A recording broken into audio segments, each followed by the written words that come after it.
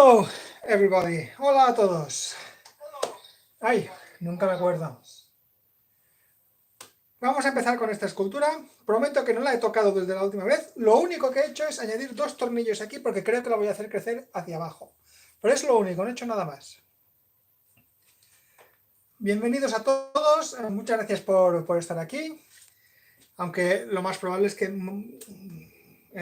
muchos veáis este vídeo después. Lo estoy haciendo en directo, pero mi intención es tenerlo guardado después en mi Patreon para que todo el que lo quiera ver allí lo pueda ver. So I haven't touched this sculpture since the last day, even if I want, because sometimes I want just to make small things, but I wanted to wait you and work together here. The only thing I have made is I put 2 big screws here underneath because I probably am going to make it bigger. I'm going to make it maybe larger, and then maybe it's going to look better. So something like that. So I'm going to start just adding this because I think it's going to look larger and better and more elegant, more elegant.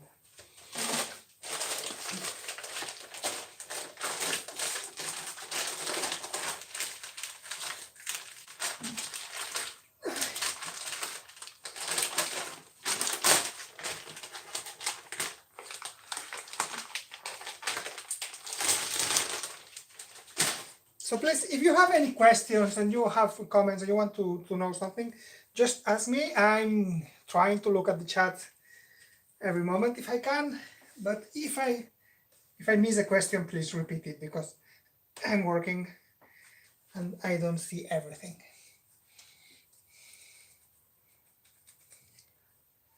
And you can say just hello if you want to. I don't know who is there. I'm going to try to mix Spanish and English, and I'm going to try to guide this choice with your questions or comments. So if you say just hello or hola, I will know who is there.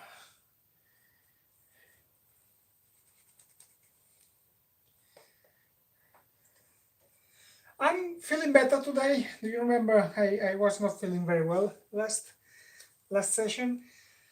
And I think it was a good idea, even if it was not a great day, but to see how we don't need to feel perfect. We don't need to feel the best human in the world to try to make something that is probably going to be bigger and better than us, because that's what art is about. It's not making things at our level. It's trying to make them better.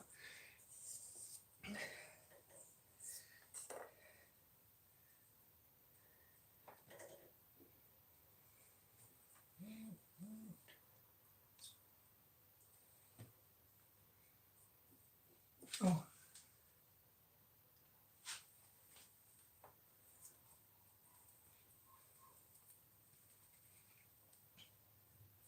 Okay, if you miss the last day, I decided to change the hands position. I want to make these 2 hands like this, a little bit. And I fake the proportion. So very Gothic. This is going to be very short and it's not possible, but it's going to look right. If I try to keep the position, the hands should be here. And that's too strange. It's not well, I think it's not well composed.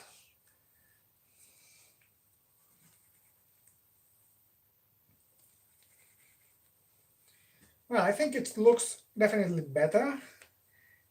I'm not using any proportion with numbers. When I try to make proportion with numbers, like the golden section or twice or things like that, it's looking too strange sometimes. So I prefer to use my intuition and just check after that if it's correct or not, if it's correct. if there's some relationship that I can use again, like it's half part or it's double, something like that, which proportion I'm using, but always starting with the intuition. I think intuition is a very good tool. And that's what this sculpture is about. It's about making it without references, just with our imagination and our intuition. I haven't made a video about how did I learn this week. I need to do it.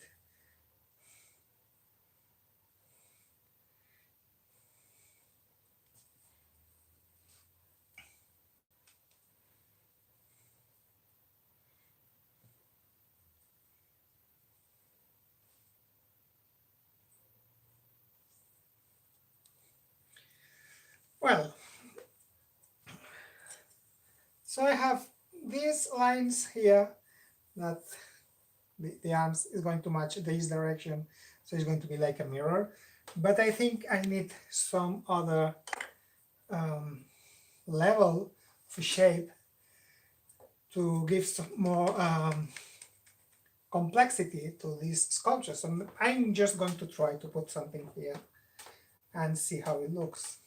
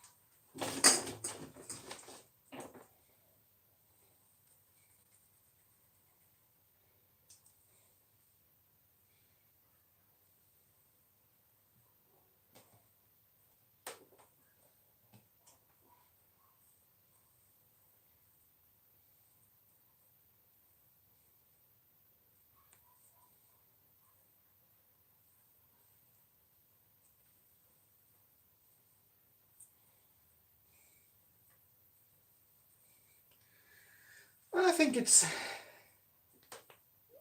good.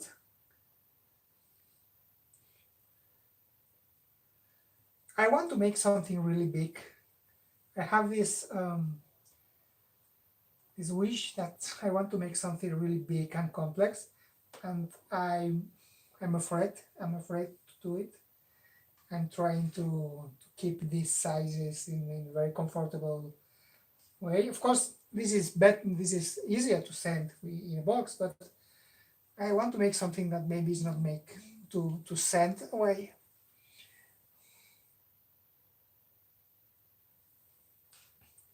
And I have to find my calm and my time and my valentía, my courage, coraje, no, I don't know, to be brave to make it. Bueno, estoy diciendo que me apetecería un montón últimamente cada vez más hacer algo muy grande. Bueno, muy grande, yo qué sé, de 1,5 metros por 2 metros, una cosa así, que se fuera una especie de gran mural barroco, una especie de retablo con varias figuras, pero que me está dando mucho miedo, que no consigo el valor suficiente como para hacerlo. Me pongo excusas y digo que es cuestión de que no tengo tiempo y tal, pero en realidad lo que me falta es coraje, es valor. Es cambiar la manera un poco de trabajar. Y eso es malo. Y eso me atasca un poco, en realidad. Y eso no es bueno y de eso tenemos que huir. Pero bueno, ya veremos cómo lo hacemos y de qué manera.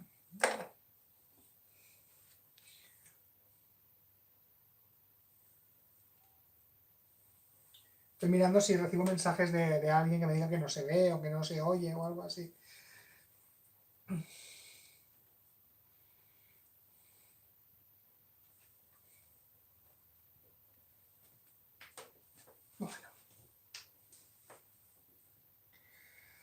Bueno, vamos a intentar ir a por algo un poco concreto.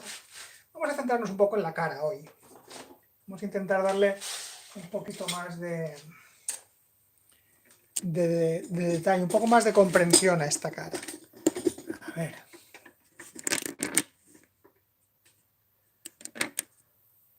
¿Cómo lo hago para que lo veamos más o menos igual? Creo que si yo me pongo al otro lado se va a ver mejor. Perdón por el meneo. Necesito un trípode mejor.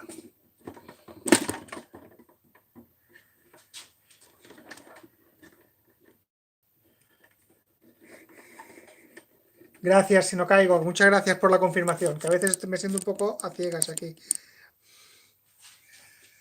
Vale, vamos a ir por la cara. Las proporciones principales ya están. Ahora simplemente es cuestión de ir entendiendo un poco los volúmenes. ¿Qué es lo que queremos contar con estos volúmenes? ¿Qué tipo de expresión formal? No tanto que expresión de actor, sino que cómo vamos a traducir las formas de esto en algo que nos cuenten algo.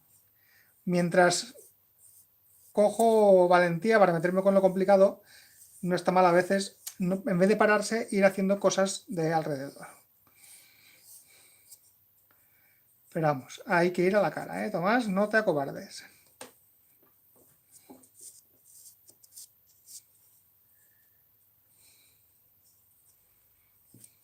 Dijimos el otro día que esta parte recta de aquí abajo es como demasiado egipcia, pero bueno, de momento, hasta que no se me ocurra una idea mejor, lo voy a dejar así y ya veremos después. No quiero que sea evidentemente egipcio o evidentemente mongol o evidentemente inca, aunque tenga evidentemente referencias de todos ellos. Bueno.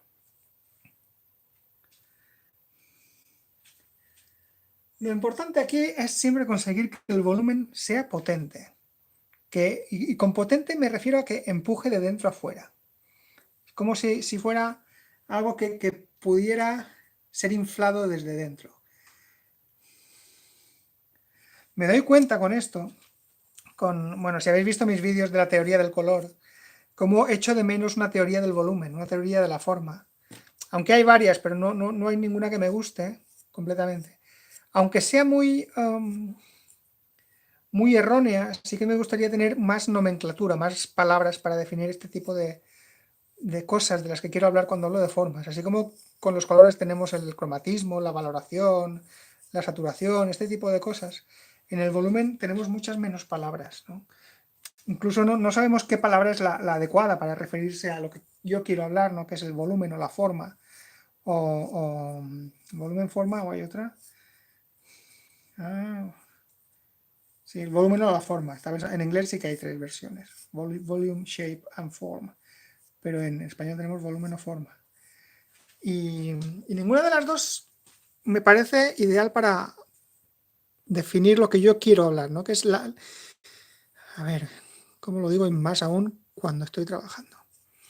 Que es cómo la forma tiene identidad por sí misma. No solamente por lo que representa, o mucho más allá de lo que representa. Tiene identidad por sí misma.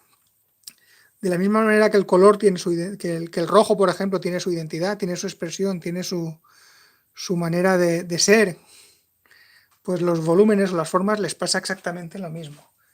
Al margen de que sean una barbilla, ¿no? Que es lo que estoy haciendo yo ahora, pues este volumen tiene su identidad, su forma geométrica casi, pero que va mucho más allá de eso. Y quiero hablar más de eso, pero me cuesta, no tengo palabras, no sé muy bien cómo hacerlo. Porque claro, podríamos hablar de volúmenes grandes, por ejemplo, la frente sería un volumen grande, o esto sería un volumen muy grande.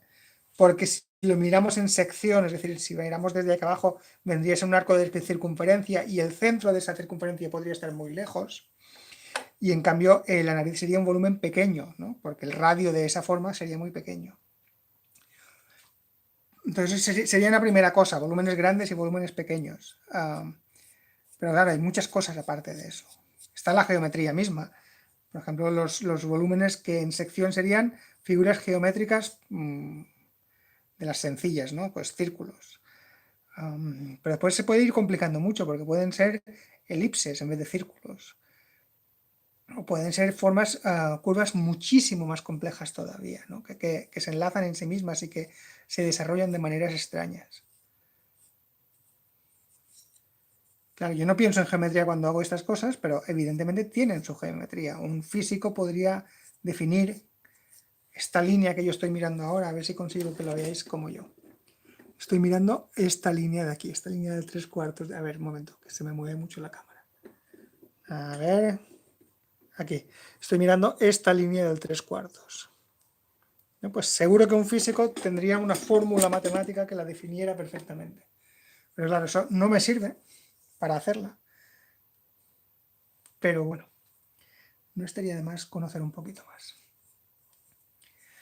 Y los volúmenes o las formas se expresan siempre en los perfiles, en las líneas de contorno. Es decir, ahora vosotros tenéis la cámara aquí, yo estoy trabajando de frente, pero en realidad yo estoy trabajando casi de perfil porque quiero ver esta curva. Entonces, a ver cómo lo hago para explicarlo. Este volumen, si yo quiero entender cómo es este volumen de aquí, no se va a entender viéndolo como lo veis vosotros. Tendré que irme al perfil. Ay. A ver, moveré la escultura en vez de la cámara, a ver si es mejor. Entonces, si yo quiero entender este volumen de aquí, necesito un taller más grande. Lo veré muchísimo más claro, no, ni una cosa ni la otra me bastan. Lo veré muchísimo más claro en el perfil. Aquí es donde se tiene identidad el volumen, ¿no? Aquí veo en realidad cómo de profundo, cómo de grande es. Aquí lo vería de una manera y de otra manera lo vería desde abajo. A ver, vamos a hacerlo y así salimos de dudas. ¿No? Esto sería otro punto de vista muy interesante para entender este volumen. Entonces yo voy viendo la frente, así se ve mucho mejor. Voy viendo la frente y la intento entender desde todos sus contornos, y la suma de todos esos contornos es lo que me va a definir exactamente la forma.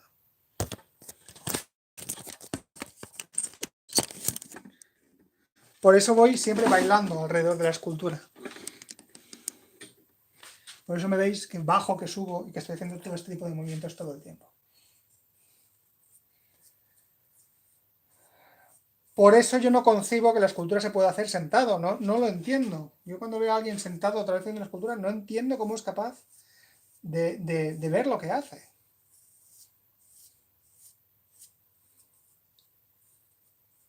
Porque necesitamos cambiar el punto de vista todo el tiempo. Yo cuando trabajo aquí en el taller, claro, ahora estoy muy limitado por el tema de las luces y de la cámara, pero cuando estoy trabajando en el taller, intento que no haya nada alrededor y voy moviendo mucho la escultura. No solamente le doy vueltas, sino que la paseo por el taller, porque quiero que la luz también cambie. No quiero cambiar solamente el punto de vista, sino también la luz.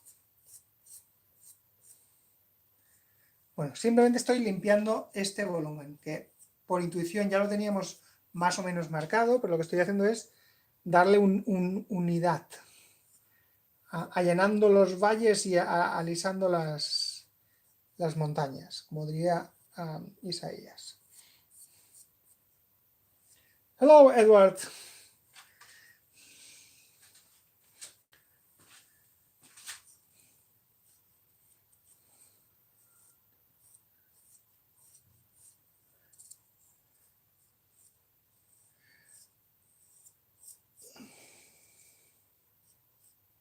Tengo una duda con esta escultura. Yo siempre hago las frentes muy grandes. Y eso viene de Dune, de la película de David Lynch. Seguramente viene de ahí. No lo hago conscientemente, no lo hago pensando, anda, pues en Dune las frentes eran así y yo quiero hacerlas así. Pero en mi cabeza, de alguna manera, esas mujeres misteriosas que eran las Bene Gesserit tenían eso, ¿no? Y eso les hacía especialmente misteriosas. Eso y no tener cejas. Por tanto, suelo tender a hacerlas muy así, pero no hay que repetirse tampoco, no hay que repetirse demasiado. Y hay que cambiar. Y por eso en esta escultura no sabía si convendría a lo mejor taparle la frente. Es decir, que el tocado no vaya demasiado arriba como está ahora, sino... Esto necesito hacerlo desde abajo.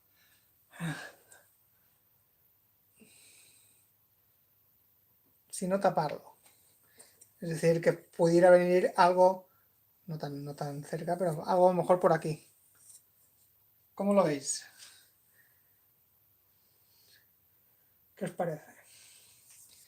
I'm saying that I always make a big front, a big nude part here, but maybe I should cover it. but I don't know. What do you think? What do you think is the best idea? I need help.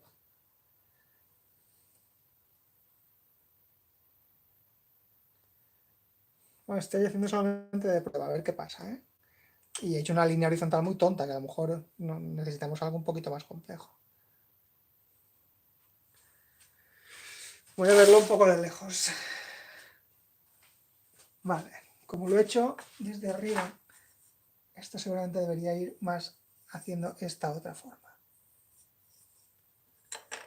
Y así quedará bastante mejor.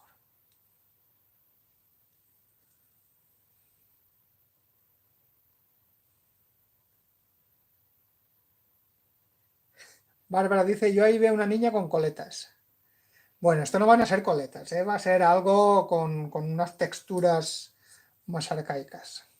Pues no la viste el otro día que hice esto con forma de pico y parecía una niña de cumpleaños. Con esto así. Esto era una mala idea.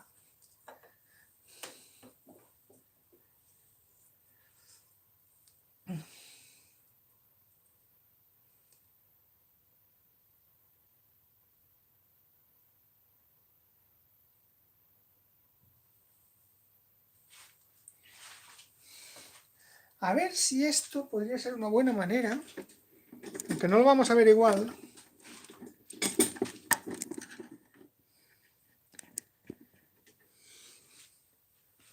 A ver, que el cable me gira la cámara.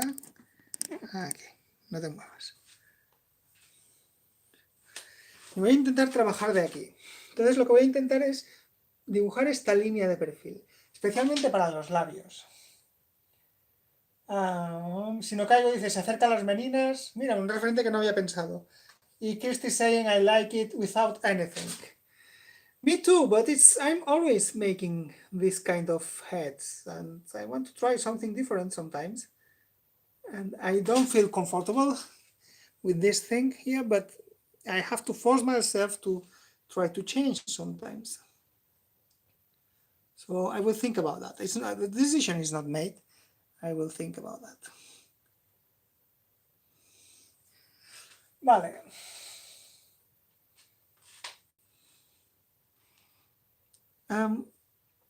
That's very important. When I'm thinking in shapes, especially when I'm making this kind of mouths and these kind of things, I have said sometimes that I don't trust really the tutorials about how I make a mouth, how I make a nose, how I make an eye. I think it's not really the best way to approach the sculpture, because we try to explain with words, with concepts, with words, and we need to think in images. Sometimes it's very abstract images, so I'm going to try to explain, to say what I'm thinking about, but please try to imagine try to see the image and not to understand the words, if that makes sense. So for example, when I'm making the chin,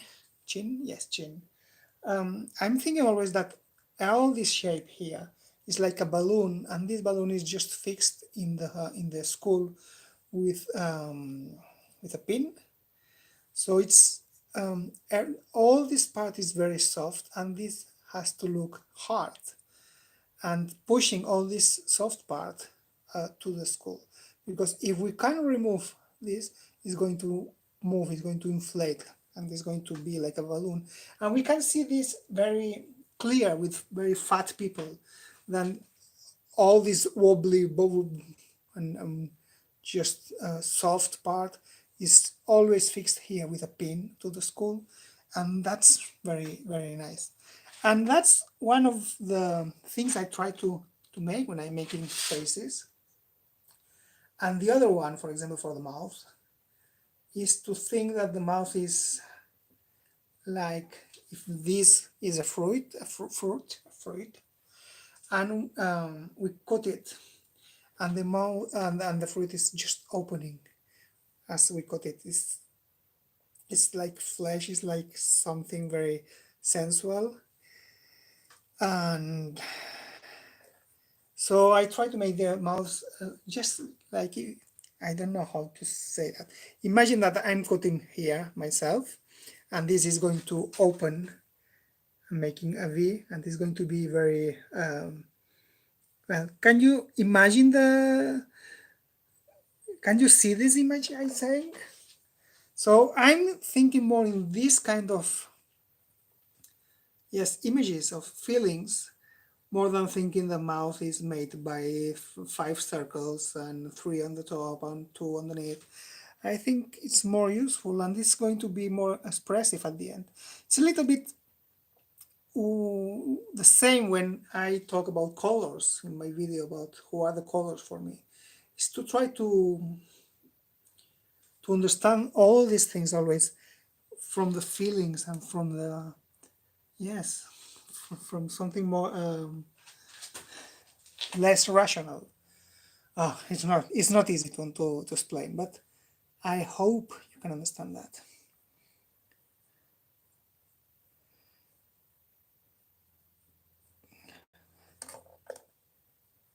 And the same here with this point here, la comisura de los labios, no sé cómo se llama. I'm always thinking that there's un hilo, a thread, something that is pulling from inside. So it's making this is going always, is pushing the shape to the inside of the head, and it's very nice. Don't have a finished head here to show you that. No, yeah, it's not well finished. But well, these are the kind of images of feelings I'm thinking about.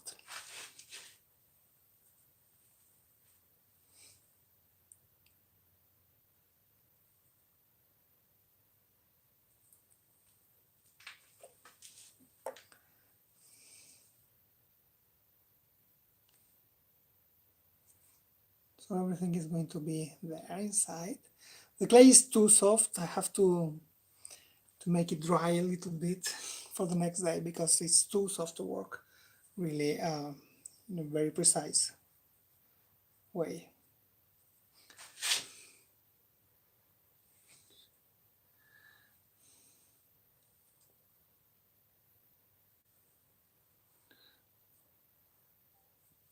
So as if we understand this that like this fruit, all the volume has to be very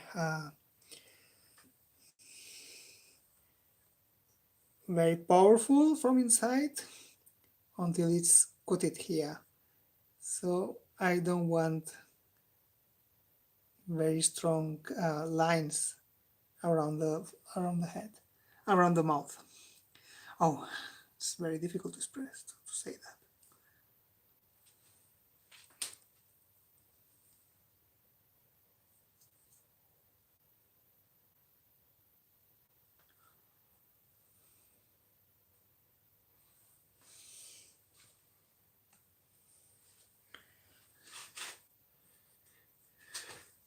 And one very nice thing that's happening with this idea of the fruit, of the coated flesh of the fruit, is you have to imagine that I cut it here and the flesh is pushing here on the very thin skin.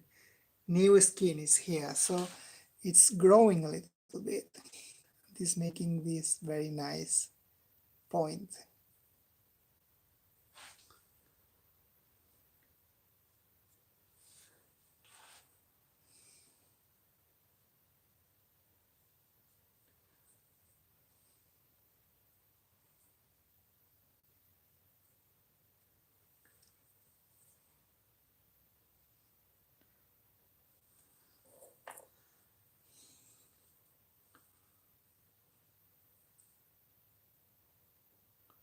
Estaba diciendo, y esto sí que me parece importante, que cuando pienso en formas, yo no soy nada partidario de los tutoriales de cómo modelar, cómo se hace una boca, cómo se hace un ojo, este tipo de cosas. No soy partidario no porque me parezca mal, sino porque me parece que no es el camino adecuado para entender todo este tipo de cosas. Es verdad que nos puede servir para hacer una oreja, pero siempre será la misma. Y, y- y la escultura es algo más que eso, es sobre cómo entendemos desde la... No sé cómo llamarlo, os digo, me faltan palabras para hablar de todo esto. Pero yo, por ejemplo, para entender, para intentar explicaros cómo entiendo yo estas formas, estas construcciones de volúmenes en la cara, por ejemplo, yo siempre pienso que toda la mejilla es una especie de globo, es un globo no lleno de aire, sino más lleno de agua, o lleno de gelatina o algo así, ¿no? Y ese globo está sujeto al cráneo interno con una chincheta, que es la barbilla. Y eso se ve muy claramente en la gente que está muy, muy gorda y que tiene mucha papada. Que da igual la papada, lo mucho que se desparrame, siempre va a estar fijada aquí con un punto muy duro en la barbilla. Por tanto, siempre intento que esto dé esa sensación de, de algo mucho más carnoso, mucho más blando. Y la barbilla intento que sea más dura, más fuerte. Y después la boca para mí es... Bueno, o sea, hay muchos tipos de boca y no siempre hago de la misma manera, no siempre la entiendo de la misma manera. Pero en esta sí que lo quiero hacer bastante así, es entenderla casi casi y es importante que intentéis imaginaros la imagen que describo, no tanto las palabras, porque no nos van a servir, pero es para que entendáis un poco cuál es la sensación que quiero transmitir. Es casi casi como si fuera un melocotón al que le hacemos un corte, un melocotón muy maduro al que le hacemos un corte y la carne se abre, ¿no? Cortamos y se abre suavemente, casi casi a cámara lenta. Y, y la carne de dentro del melocotón empuja hacia aquí y hace esa especie de corte, tiene que ser esa sensación de carne cortada. Suena absurdo en palabras, ¿eh? Pero sí que pienso en eso.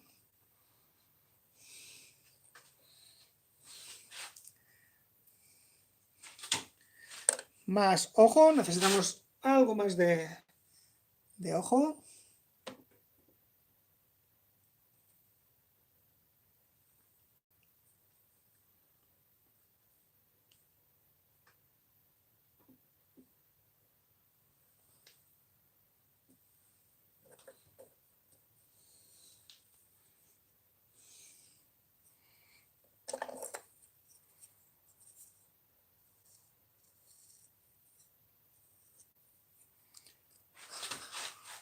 Bueno, ya pensaremos sobre esta línea más adelante. De momento no me gusta.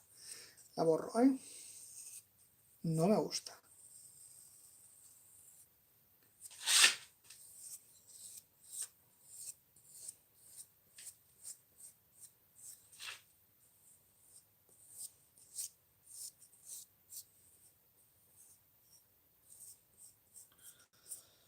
I listen to you, Kirsty. I don't like this line. But I want to try to make something different. I don't want to make Basilisa again. I want to make something different.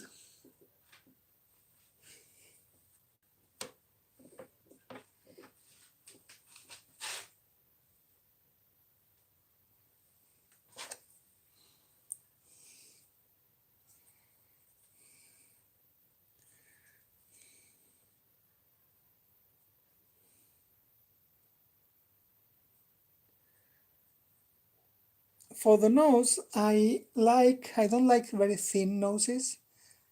It looks too weak.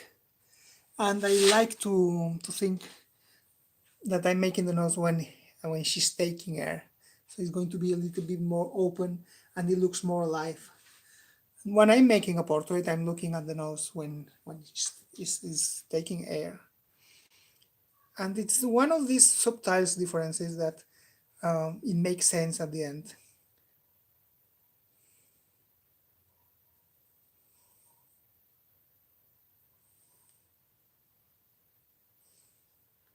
No, I know it doesn't look like Basilisa, but it's the same type of front.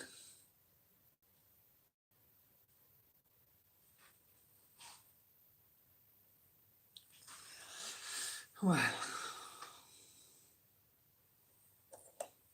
sometimes I try to think what happened if the line of the profile of the line is different. So I just make a test, and I don't like it. So, but it's good sometimes to try to change something and see if it could be better.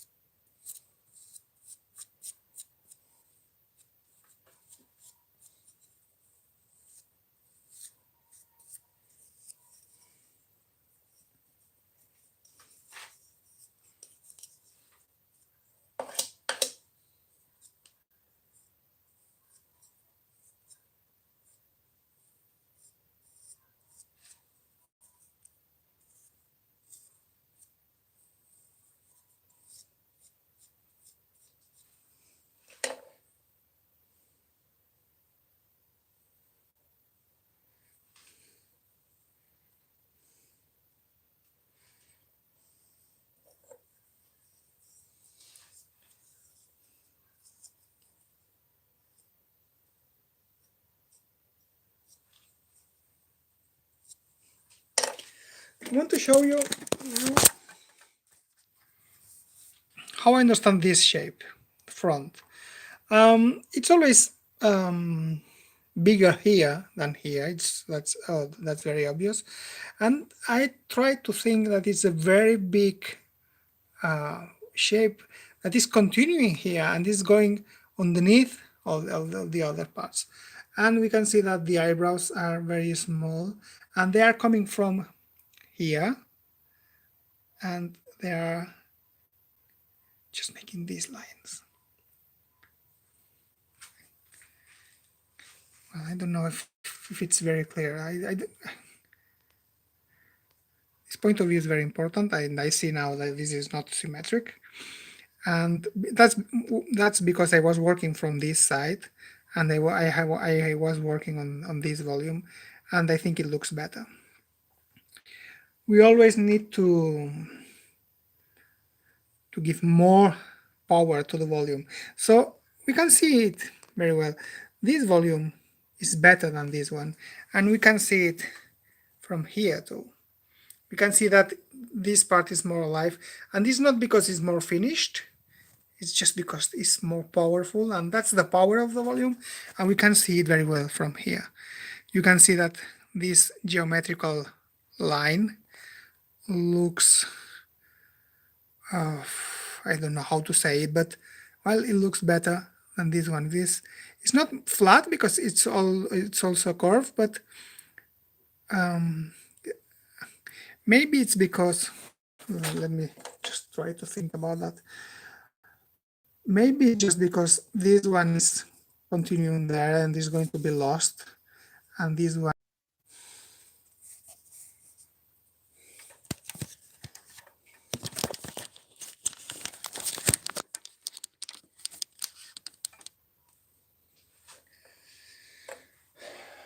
Edward is saying it's so helpful to watch you through the reshaping process. Thank you. It's like like a striptease for me, because I usually make these kind of things alone and in my silent workshop. Now you are here, and I try to show you not just how I make it with my hands, but also what I'm thinking about.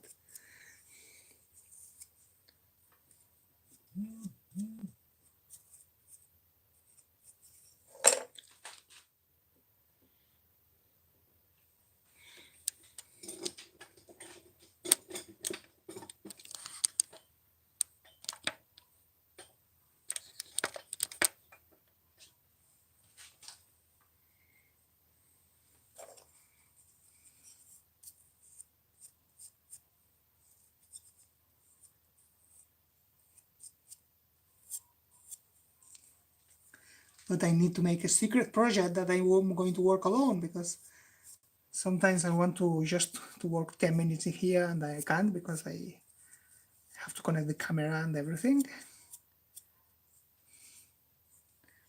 So that part is not natural, because sometimes I just work to to make one thing and that's all. And sometimes I work 3 hours. It depends. Well, and I have to think about the eyes too. Maybe there's too much light here, yes. And maybe it's a good moment also to don't trust our intuition and just check the symmetry and the position of everything. Sometimes it's good to stop and check these kind of things. So we are going to check if it's more or less all right, and it's not.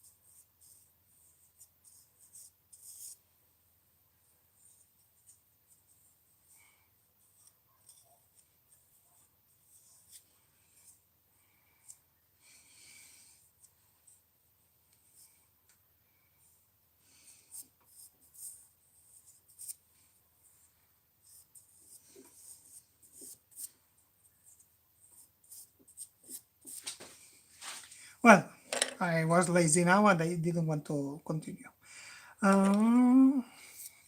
Esto por aquí. Esto por aquí. De vez en cuando conviene hacer paradas técnicas, ¿eh? Esto es una parada técnica para comprobar simetría y que todo esté bien. No queremos seguir adelante si algo falla, ¿eh? Si algo no está bien. Esto, por ejemplo, está fallando mucho. Pero bueno, como hoy quiero centrarme en la cara. Kirsty saying that she does have Basilisas. Yes, I told you, I'm repeating Basilisa here. Yes, it's younger, but it's basically the same shape because I'm thinking in the same kind of feeling and image. So there's something I have to change here. Maybe I can make a bigger mouth. Don't know.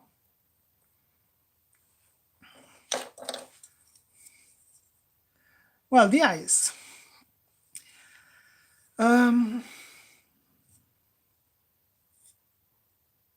You probably know that between an eye and another eye, between the two eyes, we have another eye.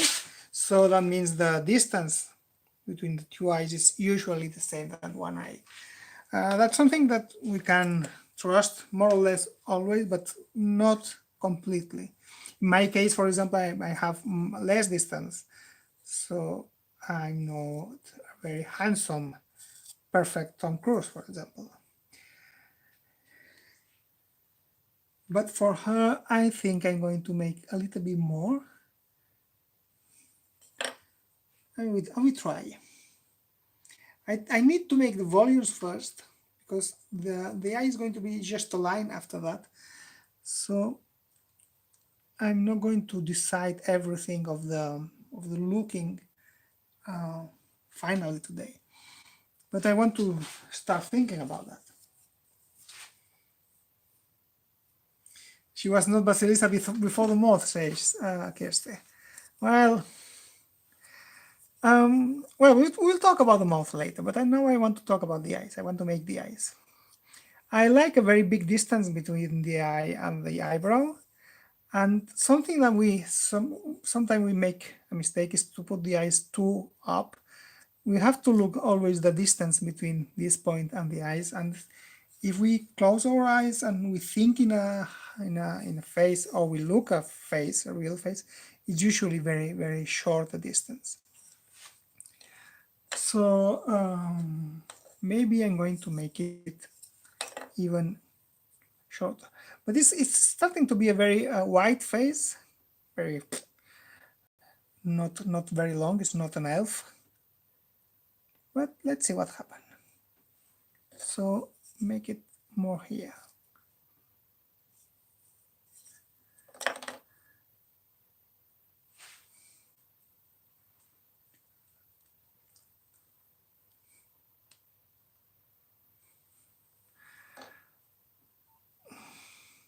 So you're going to see how everything changes if I just move the eye.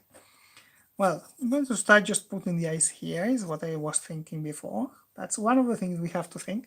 That's one possibility.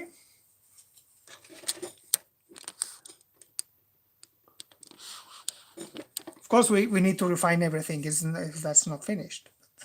That's one possibility. The other could be a little bit higher.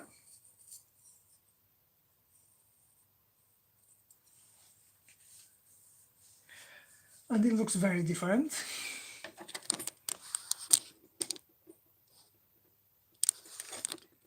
Or we could make it even lower than before.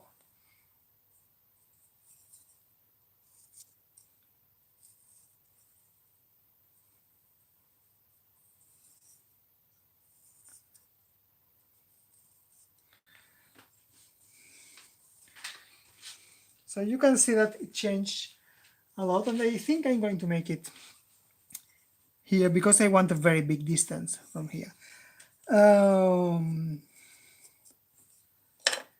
I made a portrait of Martí, and I think this week I will post new versions of this portrait.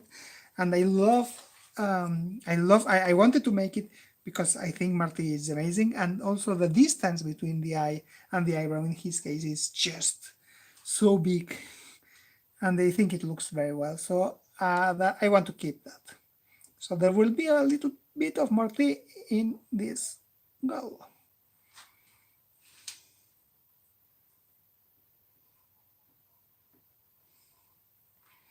So the position of the eyes are very important, and also the angle, because it's not the same to make an eye straight like this or more like this, or more sad.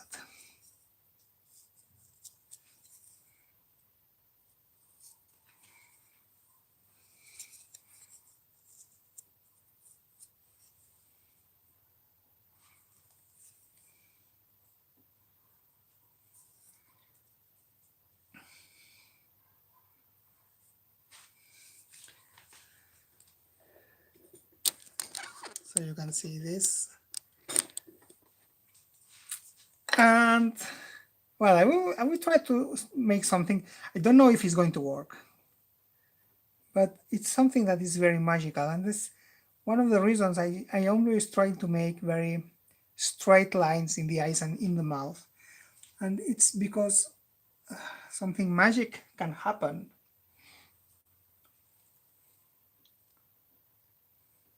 But we need very round shape here to make it work, really. And it's something that the Japanese masks from the theater, they use it a lot. And what do we see? Just let me work a little bit on that, and you will see what I'm thinking.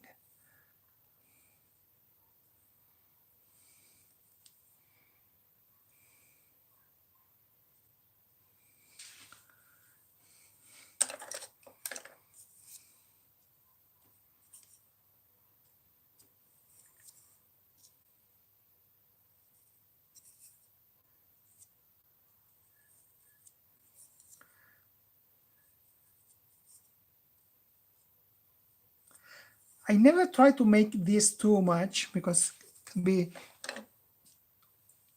too theatrical, but I always try to use it a little bit. Just let me try.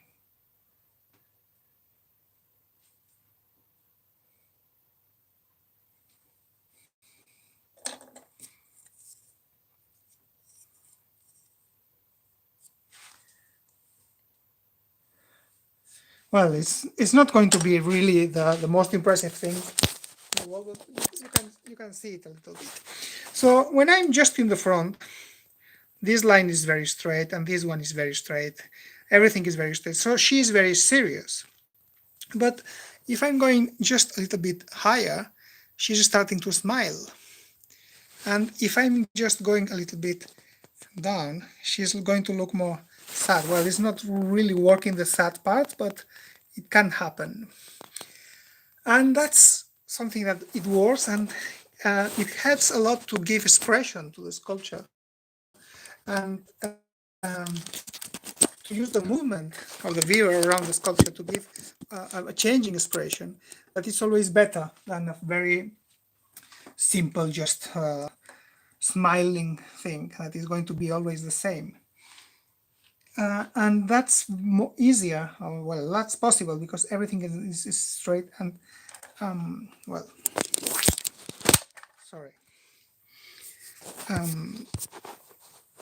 This is very straight, but it's on a very round shape, so it's going to change a lot. So you can see here how it's going down. The mouth is going down. It's because this rounded shape, and she's serious, and she is, sorry, she's making this smiley curve now, and that's because of the round shape. We can force a little bit. So it's going to work better. Smiling, serious, and sad. Well, the sad part is not working really now.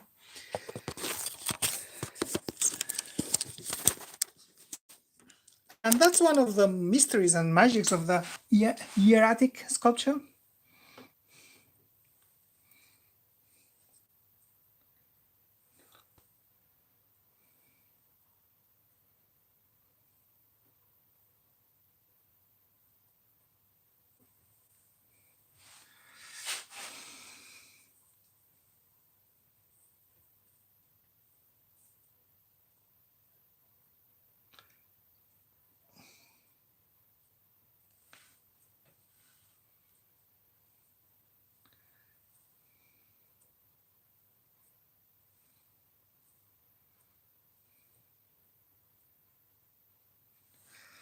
And the basilisk apart in the mouth, I think it's because I had the same idea about the fruit, coated fruit, and it's very small. I like when the mouths are very small, very narrow. I think it's very expressive. It's something that happened with Tom Holland, for example, from Spider-Man, and these kind of faces. And also because if the mouth is very small, the attention is going to be more on the eyes. And I usually want more attention on the eyes. But maybe we can try to make a bigger thing, a bigger mouth, and make a very big smile. Well, hieratic smile, Egyptian smile, not an TikTok smile. So let's try it. What happened? Today is the day of what happened if.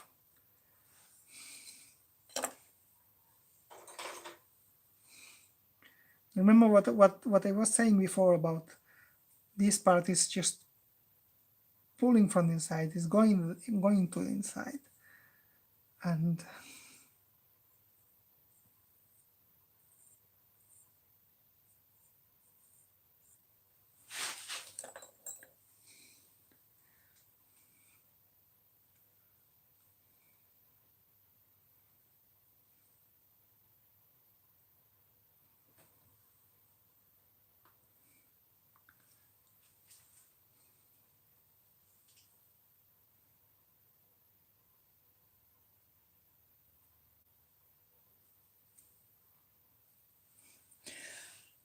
I remember one day that Jassans, we were at the class with Jassans when I was a student, and he was making a portrait of one of us, and he explained us the art history of the mouths, changing the mouth in that sculpture.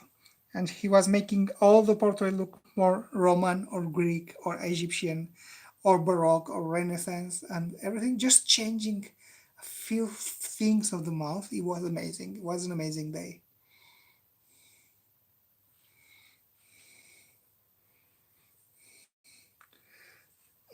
And also maybe this thing about basilisk was the chin was very small too, so I'm going to try to make it bigger.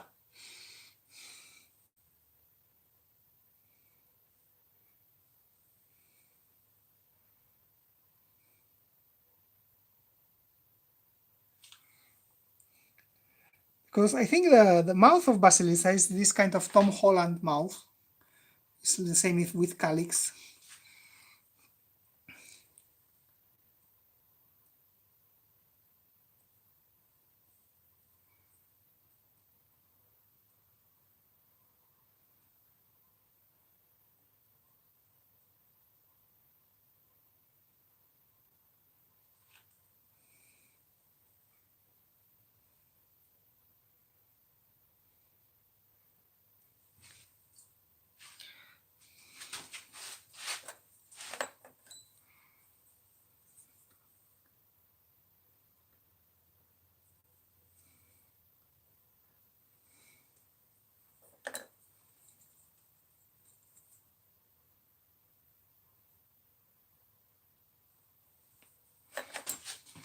And I want it round from here.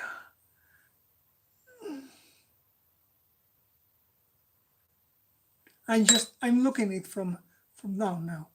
I'm on my knees because I want to see this curve.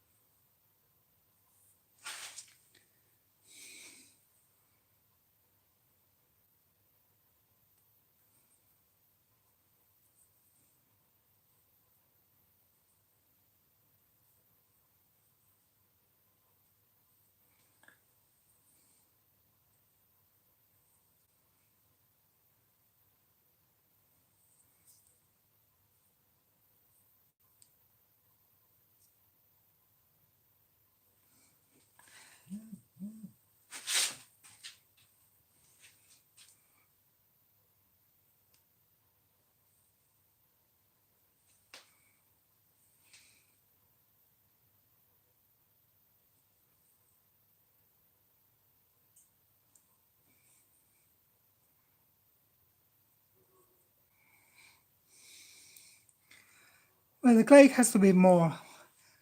It's too soft now to make more subtle things. So I'm going to stop here with this part. I need more resistance to make it better.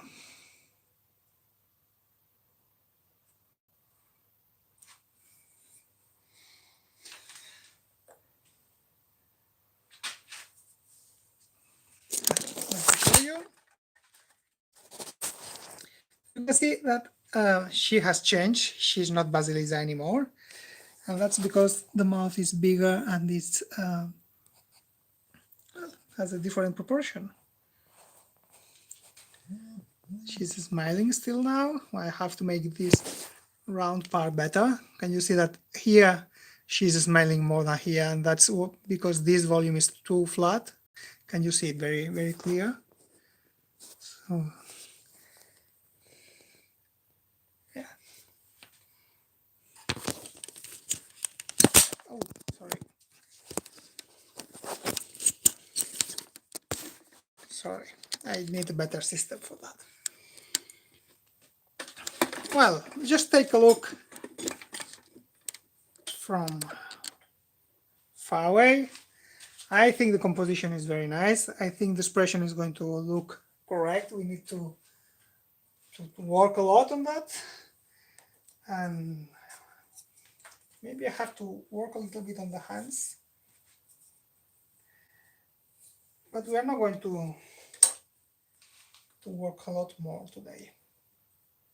Just to to put the hands more, with a little bit more detail.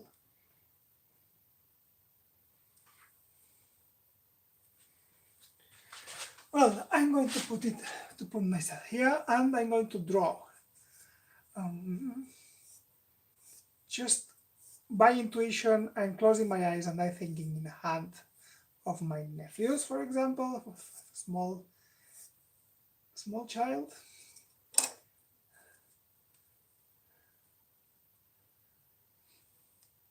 And I think the right proportion is going to be here. So maybe this is going to be just the sleeve.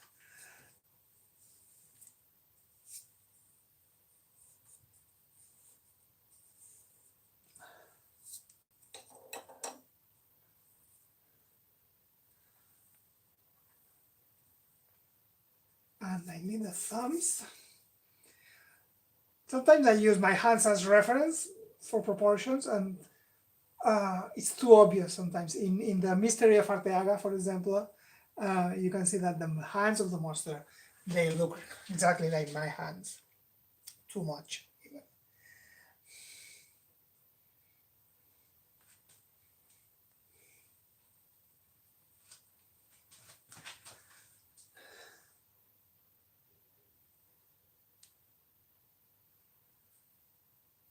Always check that the thumbs are in the right side, because once I saw a sculpture that had the thumbs in the other way, that was really, really strange.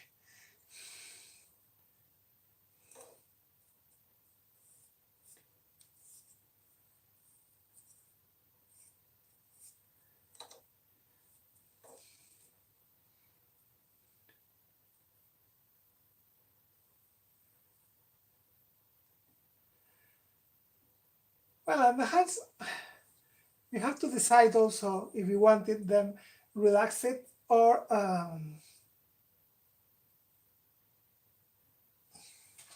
more Egyptian.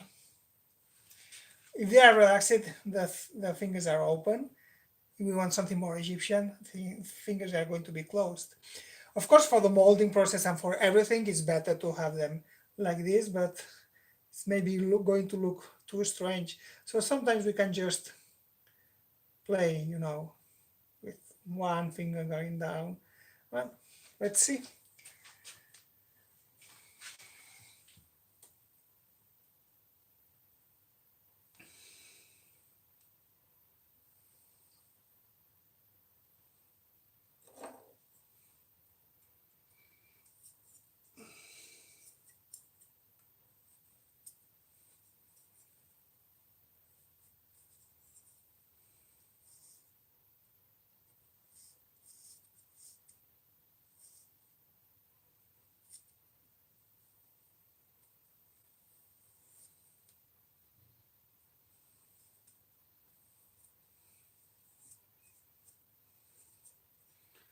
The hands usually make this kind of rhythm.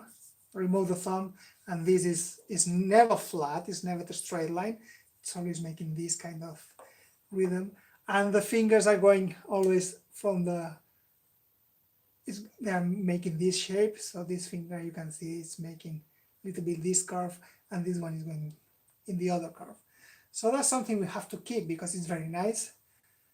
And of course, if we can use it for a composition, for example, if this line is going to making this shape, maybe it could be continue on this one. Hi.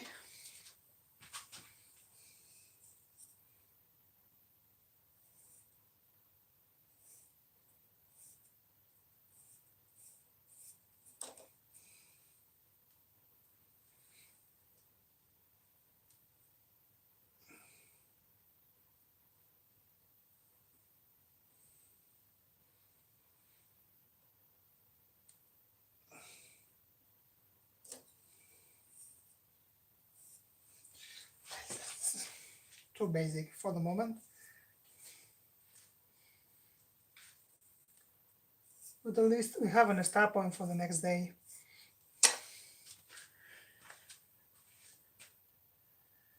And I think we can stop for today.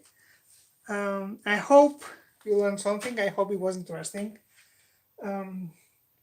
We don't make a lot of things, but we have I talk about things that I think very important, like the feeling of the shapes and all this kind of ideas for me are very important. Well, let's continue next day.